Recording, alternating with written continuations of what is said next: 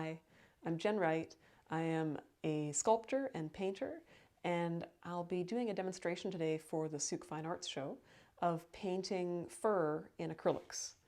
Most of my subject matter is animals. These are a few examples of other work that I've done. And today we'll be working from this guy. He's got quite a long way to go. And we're going to pick a patch of fur and work up the layers right from the bottom up. And I hope you'll join me for the demonstration.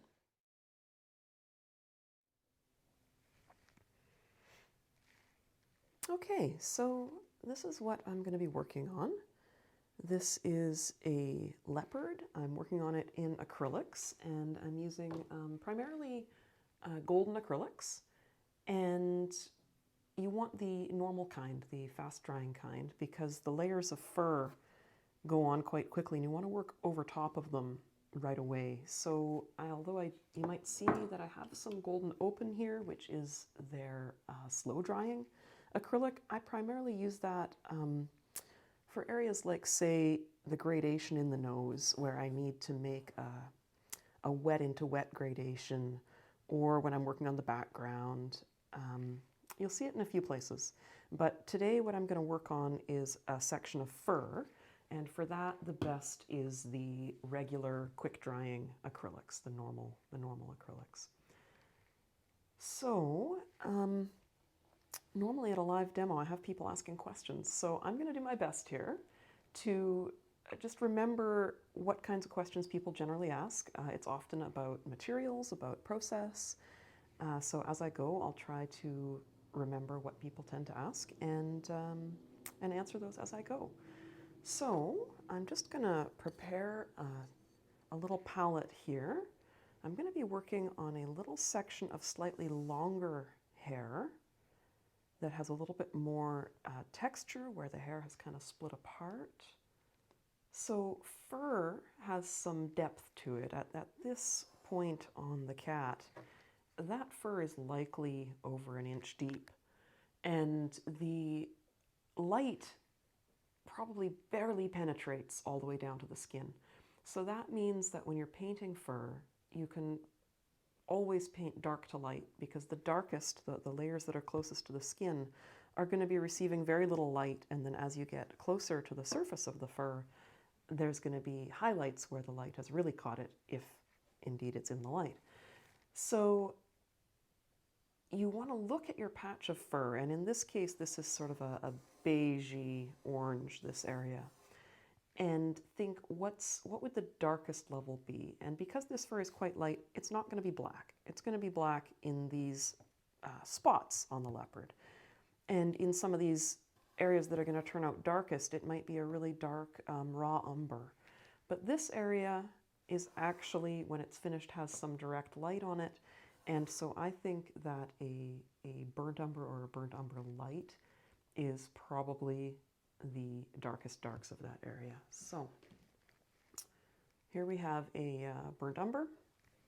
I'm going to lay some of that in as our base layer.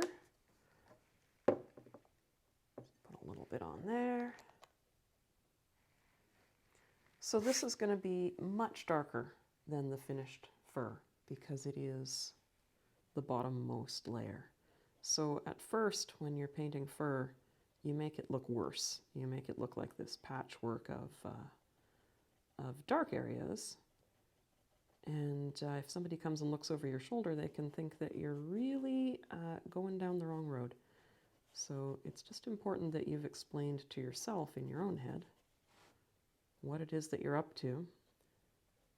And don't start reaching for the correct value for the area too soon. You need lots of room to lighten it in order for the fur to appear to have depth. So you've really got to start out too dark, so that the viewer eventually is going to have the sensation that the fur is deep and that they can get their fingers right into it. That's maybe the joy of looking at an animal painting, you know, is that sensation that you can really feel it with you in the room, that you've got a sense that you could touch it, that you could smell it, and big part of that is the depth of the fur. Obviously, the modeling of the entire form is the most important thing, but at this kind of detail level, you want to make sure that the fur is looking the way it should.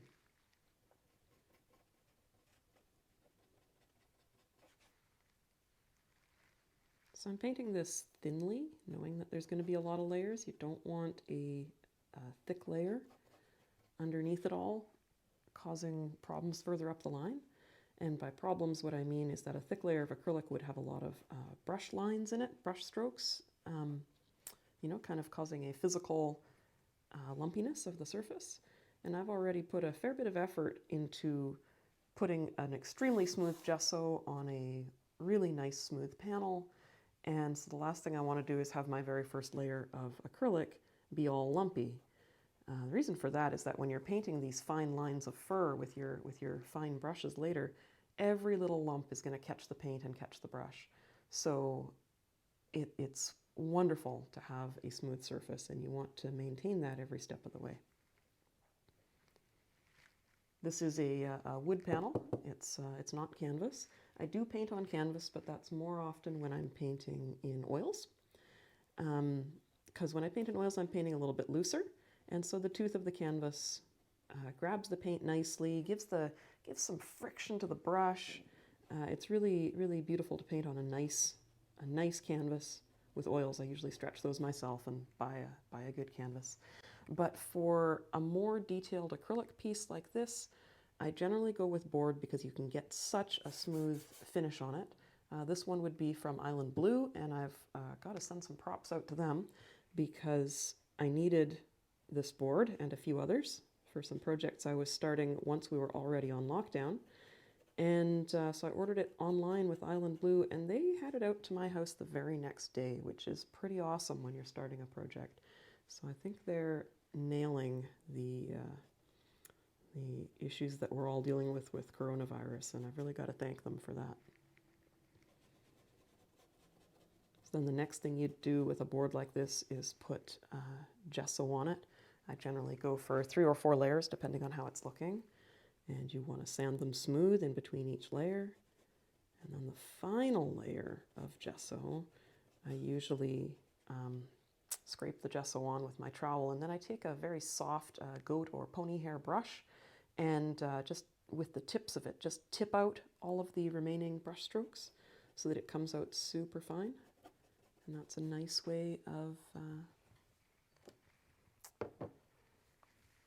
ending up with the fine texture that you're looking for.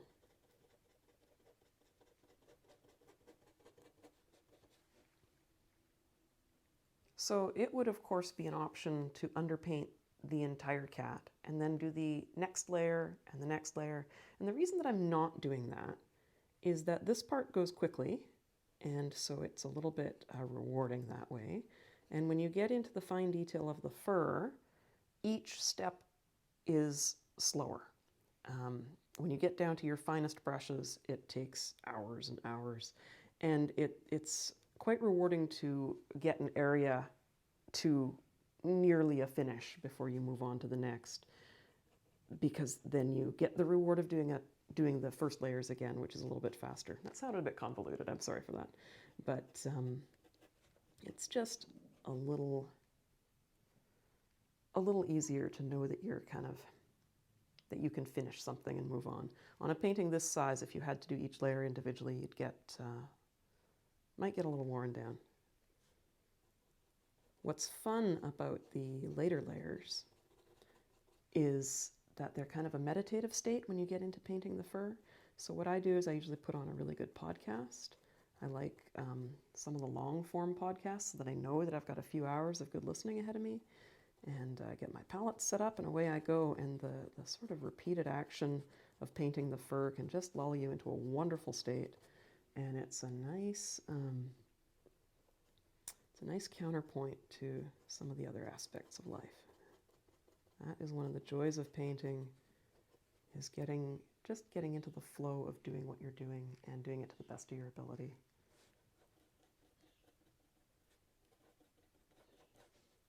So I'm just going to choose an arbitrary place to stop here soon so that we have an area to work with for this demo.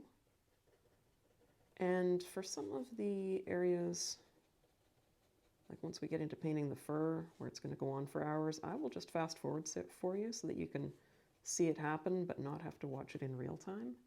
Because I know when I do the live demos, there's always one or two people who sort of grab a chair and watch nearly the whole thing.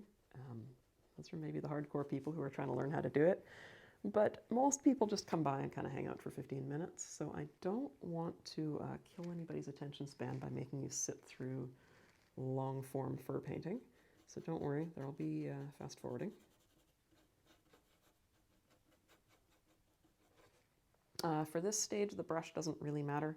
This is a synthetic of some kind.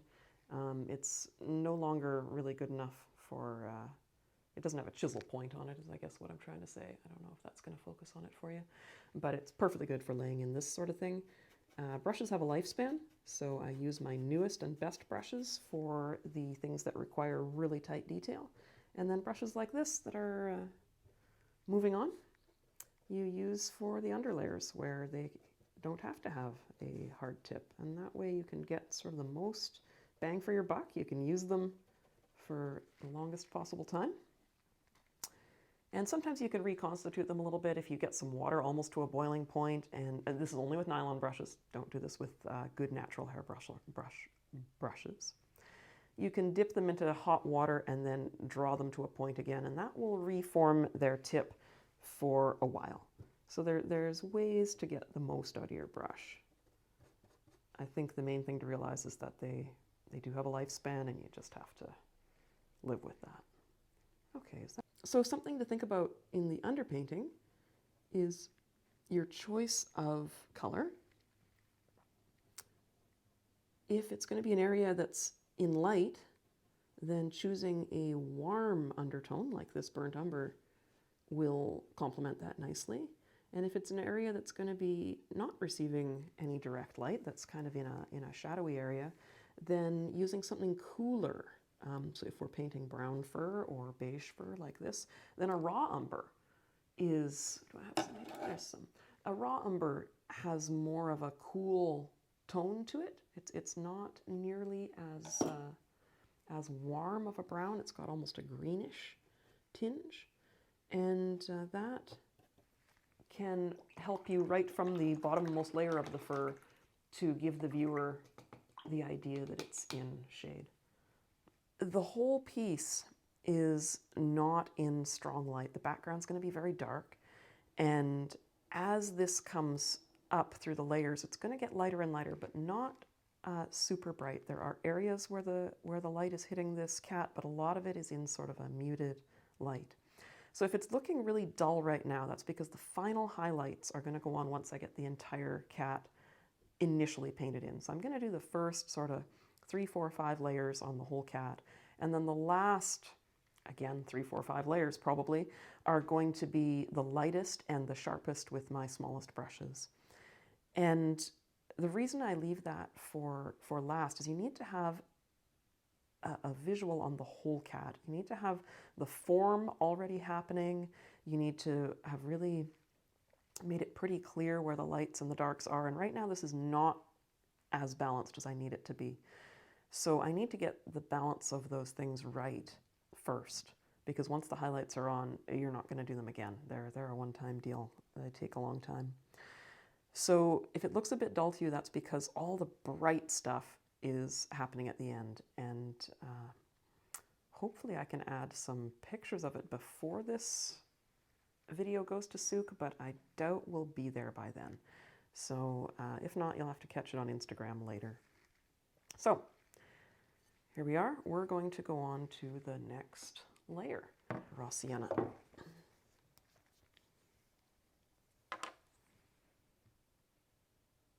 Just put a little on the palette.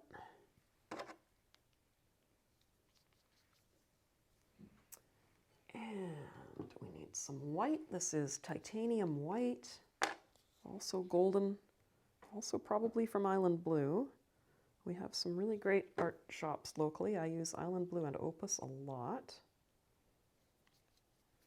dropping things. There we go. I want to gray it down a little. That's what I'm deciding on here. I don't want it to be too orange because this area is fairly beige. I think I will temper it down with just a touch of raw umber, just to cool it down a little bit.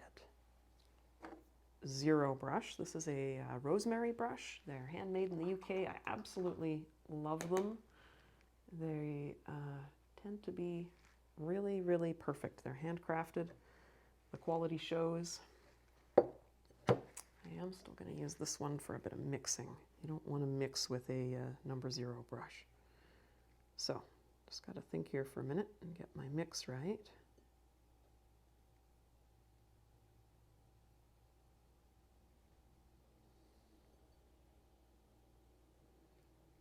Remember, we're working dark to light, so this is still going to be quite a bit darker than where we're headed. So you've still got to look at your reference picture and really convince yourself to look deep into the fur and look at the dark areas and not get swept up in the lovely light areas too early. Okay, so once again, putting that brush away fairly clean. And I've just got a super classy old yogurt container for my water. You don't have to have fancy stuff. What you have to pay attention to quality-wise is the quality of your paint and your support, so that someone who buys this ends up with a long-lasting, high-quality piece that you have used your paint correctly, it's adhered correctly, you've prepped your canvas or your panel correctly. That stuff matters in terms of quality. In terms of everything else, you can use whatever you want to carry your water, carry your paints. Your palette does not have to be a big expensive palette. I've had several people at demos say that they would love to paint, but it costs too much. And I have painted at times in my life when I have been phenomenally broke, deeply, deeply broke. And you can use a palette of 3 paints. There's the Zorn palette is a famous one. There's no reason you can't work in black and white. There's no reason you couldn't use student quality paints at that point in your life. And you can make your brushes go a long way. I've only stepped up to Rosemary's brushes in recent years. So just to say, don't let anything stop you. If painting is something that you want to do, it does not have to be an expensive hobby or passion. Do it. Absolutely do it. This is a wonderful thing to do, and there are so many people locally ready to help you if you want help. There's fantastic art clubs. I belong to Saanich Peninsula Arts and Crafts as well, SPAC. And normally, not this year, but normally, we put on a big show at the Mary Winspear Centre in Sydney. It's a really warm club. This is pouring medium, just because I have it here. When you're doing these finer strokes, it helps to thin the paint out a little bit. And there's many mediums that are good for that. I'm just trying this on this painting to see if I like it better than some other things I've used. So far, so good. And I'll also be adding purposefully some drips of water here, just to thin it out. Okay, so we have some thin paint there. It's in a nice dark beige. Oh, my cat wants to help us. Whoops, there we go. He's probably going to pull the microphone out. That'll be good. All right, let's try again. So when you get the paint on your brush, it usually comes on in too much of a blob to put down a fine stroke. So you want to just knock a little bit off, and if you flatten your brush one way and then flatten it the other, you get a little bit of a chisel point even on a round brush. And then you can use that on its side to get nice fine strokes. Now, I can see that I have thinned that too much, so I'm just going to add a little bit more of the chunky paint back into my pool in the middle there. There we go.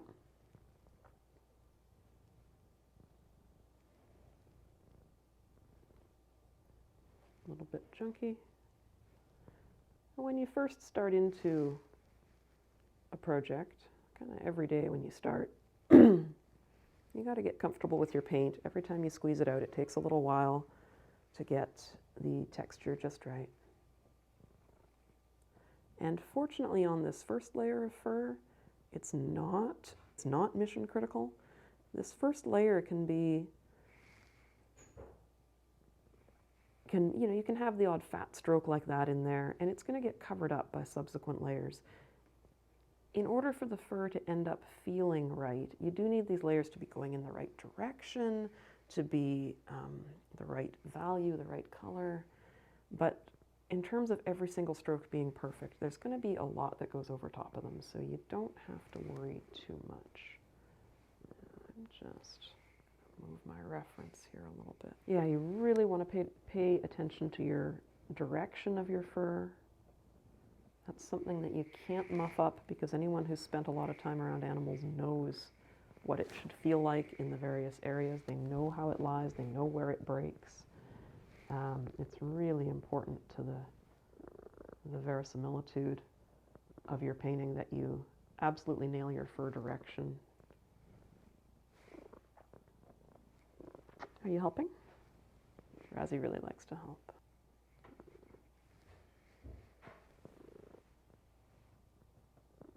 So this is still going on a little thicker than I like. You have to play with your consistency until you get it just right.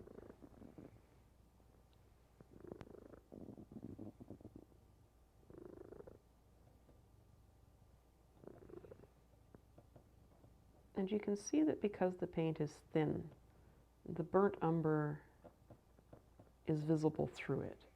You know, as opposed to if I put this paint on a white area like that, like it's a completely different color than here where it's over top of burnt umber. So even though almost all of that burnt umber is going to get covered, it changes the characteristics of the paint over top of it and makes them look like there's that depth to the fur, like we know that it's deep and that it's soft and that the light gets caught in it before it goes all the way to the bottom. So this is just the first layer. You don't have to try to get everything perfect. You use layer after layer to get it right. I'll speed things up and catch up with you guys when we're done this underlayer.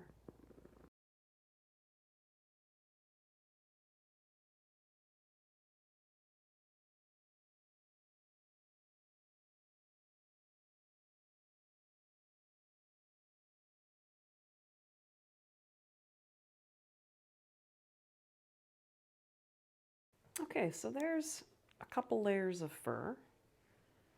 And now I'm going to do a layer that's a little bit lighter. We're working dark to light. We're just going to bring it up a little bit, throwing a bit of yellow ochre in here, and just paying more and more attention to the texture. Where do I need to leave the underlayers showing more so that there's, where the hair kind of parts in clumps, you'll be seeing down into the darker parts. And I need to leave more of that showing and do most of my light strokes on the areas where the clumps are together, and you're seeing more of the light part of the hair. Each layer a little lighter than the one before. This one's also going to be a little bit warmer. There's not going to be any raw umber in it. Add a bit of water. I think I'm too light, so bring in a bit more of the ochre and a bit of the mud from the last layer so that it looks like it's of the same family. There we go. So this brush has a slightly longer bristle to it than the last brush, but essentially the same size. Oopsie.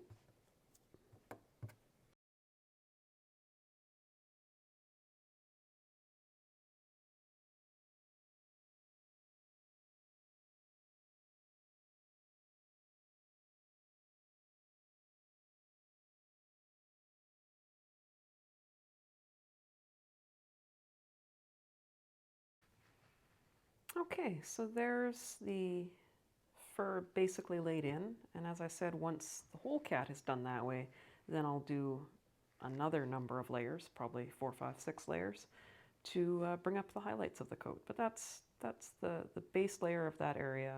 I'll continue doing that over the whole cat. And if we get a chance before this video needs to go to the show, then maybe I'll have a chance to show the end of it. We'll see. But thank you so much for joining me for a demonstration today, and I'll see if I can add to it a little bit. All right, thanks so much. Bye-bye.